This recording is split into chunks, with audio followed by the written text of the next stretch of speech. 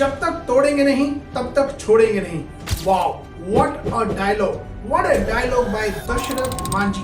दशरथ मांझी एक साधारण सा इंसान जिसने सिर्फ एक छेनी और हथौड़े के दम पे पूरा का पूरा पहाड़ काटा। और ये पहाड़ उन्होंने सिर्फ छेनी और हथौड़े के दम पे नहीं काटा, क्योंकि छेनी और हथौड़ा तो किसी के भी पास हो सकता है, लेकिन उनके पास जो था वो शायद दुनिया में बहुत ही कम लोगों के पास होता है, और वो है एटीट्यूड, वो है डिटर्मिनेशन। ऐसा ही डिटर्मिनेशन, ऐसा ही नारा आज से बहुत साल पहले महात्मा गांधी ने भी दिया था, करो या मरो, डू और डाई। तो जब इंसान इस एटीट्यूड के साथ काम करता है, डू और डाई, करो या मरो, जब तक तोड़ेंगे नहीं तब तक छोड़ेंगे नहीं, तो जब कोई भी इंसान इस एटीट्यूड, इस डिटर्मिनेशन के साथ किसी भी काम को करता है तो उसकी सफलता कोई नहीं रोक सकता। जाहिर सी बात है, इस एटीट्यूड के साथ लगती है जबरदस्त मेहनत, और जब आप इस एटीट्यूड के साथ अपनी मेहनत को जोड़ देते हो और अपने लक्ष्य की तरफ निरंतर बढ़ते चले जाते हो, तो पहाड़ों को भी आपको रास्ता देना पड़ता है। और ऐसी ही मिसाल कायम करी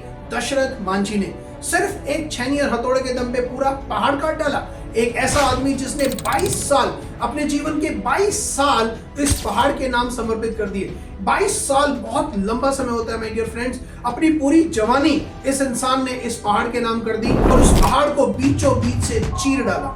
आज मैं और मेरे जैसे बहुत सारे लोग दशरथ मांझी के बारे में खड़े होकर बात करते हैं। एक साधारण सा इंसान, लेकिन असाधारण दृढ़ शक्ति।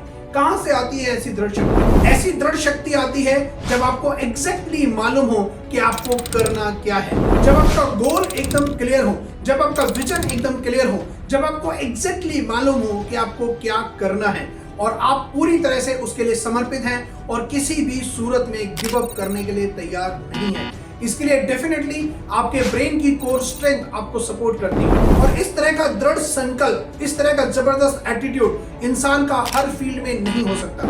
कोई ना कोई एक ऐसा फील्ड होगा, कोई ना कोई एक ऐसा एरिया होगा जिसमें उसका ब्रेन, उसका न्यूरोलॉजिकल स्ट्रक्चर, उसकी न्यूरोलॉजिकल स्ट्रेंथ उसे सपोर्ट करती है। और यही वो एरिया होता है जिसके ऊपर अगर इंसान काम करना शुरू करे तो वो पहाड़ों का भी सीना चीर सकता है। तो यदि हमें ये पता चल जाए कि हमारे ब्रेन की वो कोर कॉम्पिटेंसी क्या है, वो एक ऐसी कौन सी चीज है जिसमें हमारे न्यूरॉन्स जबरदस्त फायरिंग करते हैं, वो एक ऐसा कौन सा फील्ड है जिसमें हमारा ब्रेन सुपर स्ट्रॉन्ग है, वो एक ऐसा कौन सा एरिया है जिसमें हमारे ब्रेन के सबसे ज्यादा न्यूरॉन्स एक्टिव हैं, और अगर हम उस फील्ड में काम करना शुरू करें और उस फील्ड में अपना करियर बनाना शुरू करें, तो मुझे पूरा यकीन है कि कोई भी पहाड़, कोई भी बाधा, कोई भी रुकावट आपका रास्ता नहीं रोक सकती, और पहाड़ों का सीना चीर के आप भी कामयाबी के शिखर तक एक दिन जरूर पहुंचेंगे। और अगर आपको ये नहीं मालूम कि वो ऐसा कौन सा एरिया है, ऐसा कौन सा फील्ड है जिसमें आपका ब्रेन जन्मजात प्रतिभाशाली है, एक वो ऐसी कौन सी क्वालिटी है जिसके साथ आप इस दुनिया में जन्मे हैं,